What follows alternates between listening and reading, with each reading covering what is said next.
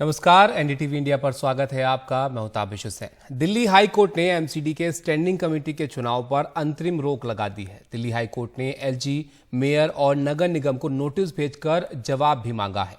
Delhi high court ने mayor शैली ओबरॉय को निर्देश दिया कि वो बैलेट पेपर, सीसीटीवी और दूसरे सामान को संभाल कर रखें। एमसीडी की मेयर शैली ओबरॉय ने विवाद के बाद फिर से स्टैंडिंग कमेटी के चुनाव का आदेश दिया था। कल आम आदमी पार्टी और बीजेपी के पार्षदों में जबरदस्त झड़प भी हुई थी। एमसीडी के सदन में जमकर मारपीट और हंगामा भी हुआ था। ये तस्वीरें आप देख सकते हैं उस वक्त की जब ये हंगामा हुआ।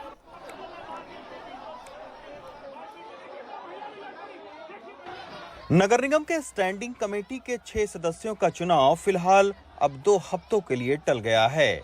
शनिवार को बीजेपी की पार्षद ने दिल्ली हाईकोर्ट का दरवाजा खटखटाया था। दिल्ली हाईकोर्ट ने सोमवार को होने वाले चुनाव पर अंतरिम रोक लगाते हुए निगम, मेयर और उपराज्यपाल को नोटिस देकर 2 हफ्तों में जवाब मांगा है। साथ ही मतगणना से जुड़े सारे दस्तावेज और फुटेज संभाल कर रखने को कहा है। हाईकोर्ट के इस फैसले से अब दोनों ही पार्टियां खुश दिख रही हैं। इस ऑर्डर को मैं अपनी जीत ही मानूंगी, क्योंकि री इलेक्शन को स्टे लगा दिया गया है तो हमारी जीत ही हुई है। क्योंकि कल जो सदन में हुआ आप सबने देखा, मीडिया ने पूरा चलाया, कैसे काउंटिंग के बाद तरीके से काउंटिंग की प्रोसीजर को कंप्लीट नहीं होने दिया गया और कैसे बीजेपी के काउंसलर्स ने स्टेज पर आकर मुझ पर हमला करा और साथ ही इसी वजह से मैं स्टेज से बाहर निकलती अपनी जान बचाती हुई गई। तो बहुत ही शर्मनाक और दुर्भाग्यपूर्ण घटना कल हुई। वही बात आज ऑनरेबल कोर्ट की तरफ से कही गई है कि जब तक आपने पिछला इलेक्शन का रिजल्ट डिक्लेयर नहीं किया तो आपको नया करने का कोई राइट नहीं है। आपको पिछले इलेक्शन का रिजल्ट डिक्लेयर करना चाहिए। और इसमें जो उनकी तरफ से पॉइंट दिए गए हैं, उनका कहना था कि बैलेट पेपर लूट लिए गए, बैलेट पेपर है नहीं, उन सब के लिए म्युनिसिपल सेक्रेटरी को अगली डेट पे शायद कॉल किया जाएगा और उन पेपर्स की आगे वेरिफिकेशन होगी, लेकिन मंडे का इलेक्शन होल्ड कर दिया गया है। दरअसल स्टैंडिंग कमेटी के 6 सदस्यों के मतगणना के बाद शुक्रवार को आम आदमी पार्टी और बीजेपी के पार्षदों में जमकर हाथापाई हुई। मेयर शैली ओबरॉय ने बीजेपी के एक वोट को अवैध करार दिया था, लेकिन बीजेपी उसे वैध मान रही थी। जब इलेक्शन का रिजल्ट डिक्लेयर हो रहा था तो भारतीय जनता पार्टी के पार्षदों ने मेयर के ऊपर हमला किया, जानलेवा हमला किया और सारे बैलेट पेपर लूट लिए। ये सब टीवी चैनल्स ने दिखाया है। जब बैलेट पेपर ही लूट गए तो मेयर के पास जो रिजल्ट था वो भी मेयर रिजल्ट डिक्लेयर नहीं कर पा रही हैं क्योंकि बैलेट पेपर लूट गए। दिल्ली हाईकोर्ट ने आज दोबारा मेयर ने जो 27 तारीख को स्टैंडिंग कमेटी के चुनाव की घोषणा की थी उस पर अब स्टे लगा दिया है, यानी उस पर अंतरिम रोक लगा दिया है। साथ में दिल्ली हाईकोर्ट ने नगर निगम, मेयर और उपराज्यपाल को नोटिस देकर जवाब भी मांगा है। लेकिन इस लड़ाई पर बीजेपी और आम आदमी पार्टी को जनता से माफी मांगने के बजाय शनिवार को दोनों ही पार्टियों ने एक दूसरे के खिलाफ पोस्टर वॉर का आगाज कर दिया। बीजेपी का ये पोस्टर, जिसमें आतिशी और दुर्गेश पाठक को विलेन के तौर पर पेश किया गया है, जबकि आम आदमी पार्टी ने गौतम गंभीर और मनोज तिवारी को खलनायक बनाया। फिलहाल दोनों ही पार्टियों के स्टैंडिंग कमेटी के चुनाव में अपने अपने तर्क हैं। आम आदमी पार्टी पेपर को दिखाकर बता रही है कि एक वोट अवैध है, जबकि बीजेपी चुनाव आयोग के तकनीकी कमेटी का पेपर दिखाकर इसे वैध बता रही है। दिल्ली से Ravish Ranjan Shukla, NDTV India. BSP विधायक राजू पाल की हत्या के मामले के मुख्य गवाह उमेश पाल की हत्या में शामिल 2 से 3 शूटर्स की पहचान हो गई है। शूटर उमेश पाल के घर के सामने हमला करते हुए सीसीटीवी में कैद हो गए। प्रयागराज और पूर्वांचल के कई इलाकों में पुलिस लगातार इसको लेकर छापेमारी कर रही है।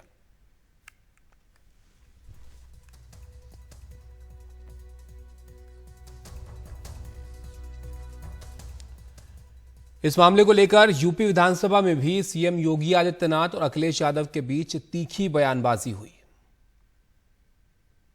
वो समाजवादी पार्टी के द्वारा पोषित माफिया है। और उत्तर प्रदेश के मुख्यमंत्री योगी आदित्यनाथ और समाजवादी पार्टी अध्यक्ष अखिलेश यादव के बीच उत्तर प्रदेश विधानसभा में जबरदस्त टकराव। यह हंगामा प्रयागराज में हुई इस सनसनीखेज हत्या के 24 घंटे बाद हुआ, जिसमें 2005 में हुई एक राजनीतिक हत्या के गवाह को दिन दहाड़े मार डाला गया और सारी घटना सीसीटीवी में दर्ज हो गई। पुलिस का कहना है कि इस हत्या का मास्टरमाइंड जेल में बंद अतीक अहमद है, जो पहले समाजवादी पार्टी का सदस्य था। गोलियां चल रही हो, बम चल रहे हो, धुआं उड़ते हुए देख रहे हो, और मुख्य जो गवाह है उसकी हत्या हो जाए, अधिवक्ता की हत्या हो जाए, सुरक्षा जो कर्मी थे उनकी हत्या हो जाए, और आखिरकार पुलिस क्या कर रही है उत्तर प्रदेश में? ये डबल इंजन काम हो रहे हैं और सिक्योरिटी का फेलियर। आपका अगर जीरो टॉलरेंस है, शूटिंग हो रही हो, बम चल रहे हो, क्या कोई फिल्म की शूटिंग के लिए आप ये करवा रहे हैं क्या? जो ये अपराधी हैं, जो ये माफिया हैं, आखिर ये पाले किसके द्वारा गए हैं?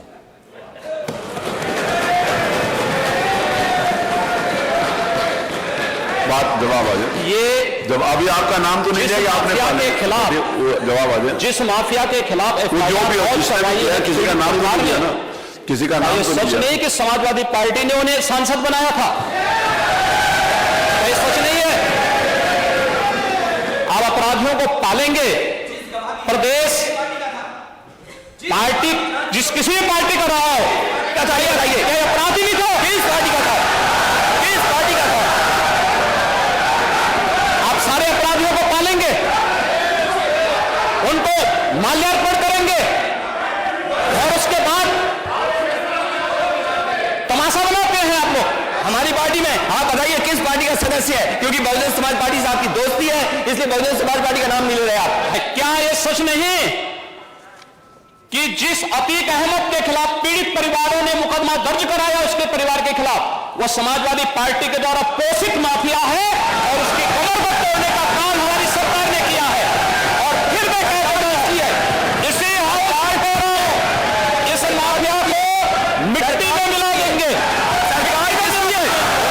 सरकार किसकी है? मतलब क्या हो, ये माफिया है, इनको मिट्टी में मिलाने का काम करेंगे। अपराधी आप क्या है?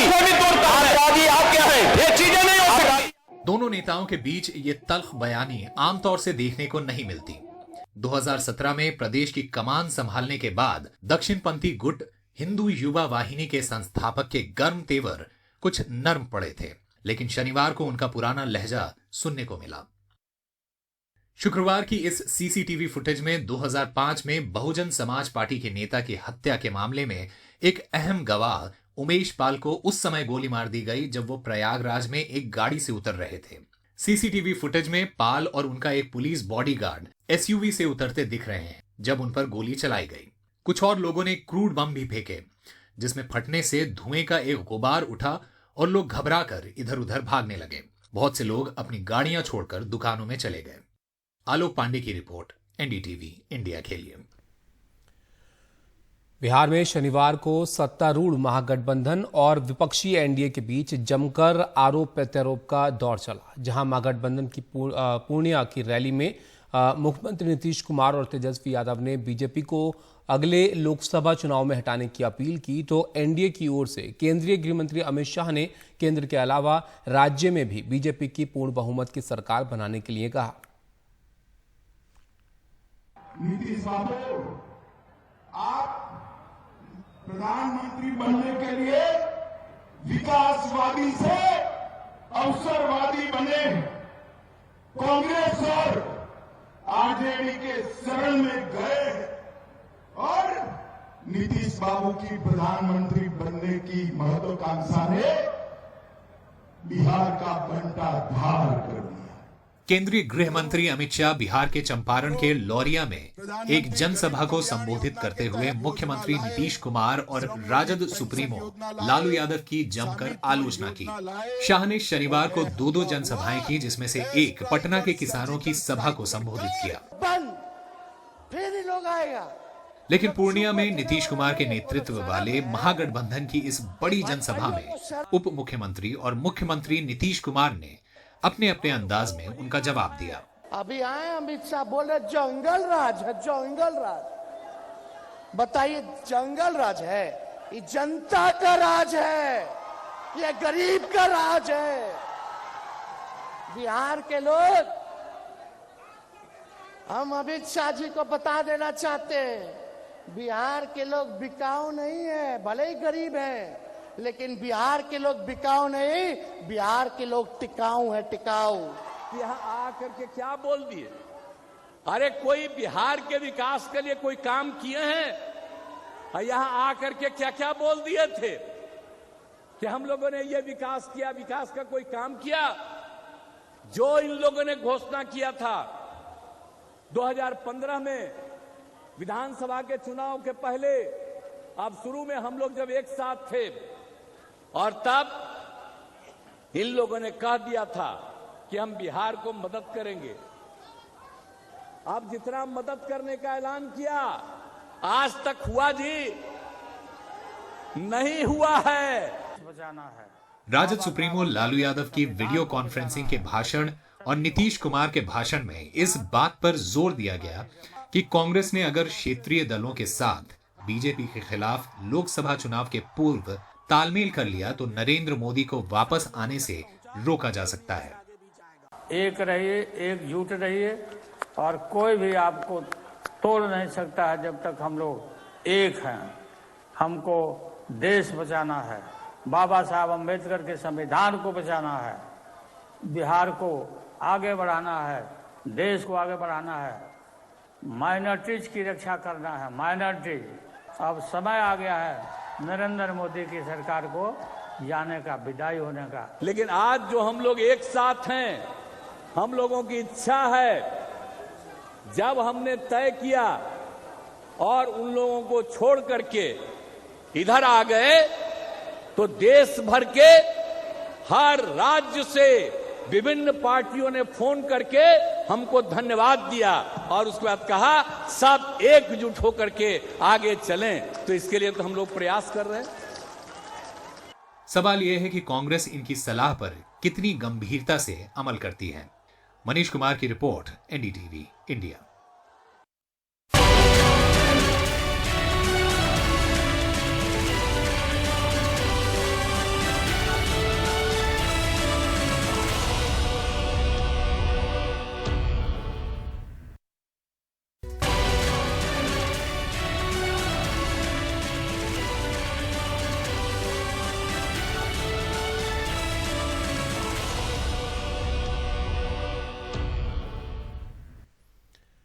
रायपुर में आज कांग्रेस महाधिवेशन के दूसरे दिन कांग्रेस अध्यक्ष मल्लिकार्जुन खड़गे और सोनिया गांधी ने केंद्र सरकार को जमकर घेरा। सोनिया गांधी ने कहा कि आज सरकारी संस्थाओं का दुरुपयोग हो रहा है। वहीं मल्लिकार्जुन खड़गे ने कहा कि देश 75 साल में सबसे कठिन दौर से गुजर रहा है। सोनिया गांधी ने यह भी कहा कि राहुल गांधी की भारत जोड़ो यात्रा के साथ उनकी पारी खत्म होती है। रायपुर से हमारे मैनेजिंग एडिटर मनोरंजन भारती की रिपोर्ट आप देखिए। My innings could conclude with the Bharat Joro Yatra. Sonia Gandhi के इस बयान के दो मतलब निकाले जा रहे हैं। क्या सोनिया गांधी ये कह रही हैं कि मल्लिकार्जुन खड़गे के अध्यक्ष बनते ही वो अध्यक्ष पद की जिम्मेदारियों से मुक्त हो गई हैं, या फिर उनके कहने का मतलब ये है कि वो आने वाले दिनों में राजनीति से संन्यास लेंगी और 2024 में रायबरेली से गांधी परिवार का कोई नया चेहरा चुनाव लड़ेगा। ये बिल्कुल स्पष्ट है कि एक अध्यक्ष का कार्यकाल खत्म हुआ और दूसरे अध्यक्ष के कार्यकाल की शुरुआत हुई, लेकिन हम सब यहाँ साथ में काम करते हैं। But we all work together here. Sonia जी का भाषण था, उसमें एक वर्ड उन्होंने कहा है, एक लाइन कही है, माई इनिंग एंडेड विद भारत जोड़ो यात्रा। इसके कई तात्पर्य लगाए जा रहे हैं, मतलब लगाए जा रहे हैं। कुछ लोग यहाँ तक कह रहे हैं कि क्या वो राजनीति से संन्यास ले रही है। Her inning as a all India Congress party president. अब आज ही रेजोल्यूशन पास हुआ है, अमेंडमेंट हुआ है कांग्रेस के संविधान में कि जो पूर्व राष्ट्रीय अध्यक्ष और प्राइम मिनिस्टर कांग्रेस के हैं वो CWC में होंगे। तो ऑब्वियस है, क्लियर है कि वो हमारी वर्किंग कमेटी में है ही हैं, रहेंगे ही। तो राजनीतिक संन्यास की बात नहीं है, लेकिन चलिए ये भी कहा जा रहा है कि हो सकता है 2024 में कोई नया गांधी रायबरेली से चुनाव लड़े। ये तो हमेशा से अटकलें लगाई जाती हैं, लेकिन चुनाव के समय ही, और ये भी उनको लोगों को लड़ना है कि क्या करना, ये निर्णय उन्हीं लोग को लेना है और ये चुनाव के समय ही पता लगेगा। सही समय नहीं है कि प्रियंका को रायबरेली या अमेठी कहीं से चुनाव लड़ाया। देखिए, ये बड़ा पार्टी और उस परिवार का निजी निर्णय होता है। कांग्रेस के राजनीतिक प्रस्ताव में ईवीएम के खिलाफ विपक्षी दलों को इकट्ठा कर निर्वाचन आयोग पे दबाव बढ़ाने और इसके खिलाफ अदालत तक जाने की बात कही गई है। ये आयरनी नहीं है सर कि आप ही ने इंट्रोड्यूस किया इसको ईवीएम को और आप वीवीपैट आने के बाद वो बात नहीं रही, वो अब स्टैंड अलोन मशीन नहीं है, अब वो इंटरनेट से कनेक्ट होती है। उस समय वन टाइम प्रोग्रामेबल चिप हुआ करती थी, अब मल्टीपल टाइम प्रोग्रामेबल चिप है। ये खुद इलेक्शन कमीशन ने कहा है। कारण यह है कि चिप वाली कोई भी मशीन है वो हैक हो सकती है। कांग्रेस ने अपने राजनीतिक प्रस्ताव में कहा है कि समाज में उन बयानों से जिनसे कि नफरत फैलाया जा सकता है उसके खिलाफ एक नया कानून लाया जाएगा। भाई जब जिस चीज को लेकर सुप्रीम कोर्ट चिंतित है, पूरा देश चिंतित है और भोग रहा है देश के लोग, और सरकार आंख मूंदे बैठी है सुप्रीम कोर्ट के निर्देश के बाद, गंभीर विषय है। रायपुर अधिवेशन में विपक्षी एकता को मजबूत करने के लिए और कांग्रेस उसकी अगुवाई करे, इस पे ऊपर भी ध्यान दिया जाएगा। एक बड़ा बदलाव ये भी है कि कांग्रेस वर्किंग कमेटी में सदस्यों की संख्या 23 से बढ़ाकर 35 कर दी गई है, जिसमें 50% आरक्षण अनुसूचित जाति, जनजाति, ओबीसी, अल्पसंख्यक, महिला और युवा सदस्यों को मिलेगा। कांग्रेस संविधान में सबसे बड़ा संशोधन ये है कि बूथ लेवल से लेकर के कांग्रेस कार्य समिति के स्तर पर सीटें जो है 50% आरक्षित की गई हैं, वो भी SC, ST, OBC, माइनॉरिटीज, महिलाओं के लिए, और ये हर स्तर पे लागू होगा। माना जा रहा है कि ये जो बदलाव है वो कांग्रेस पार्टी के लिए गेम चेंजर होगा, क्योंकि इसमें युवाओं और महिलाओं को अधिक तरजीह दी जाएगी। यानी कांग्रेस के संगठन में एक नई ऊर्जा फूंकने के लिए इस तरह के प्रयोग कांग्रेस कर रही है। कैमरामैन अशोक महाले और कानन पात्रा के साथ मनोरंजन भारती, NDTV इंडिया के लिए।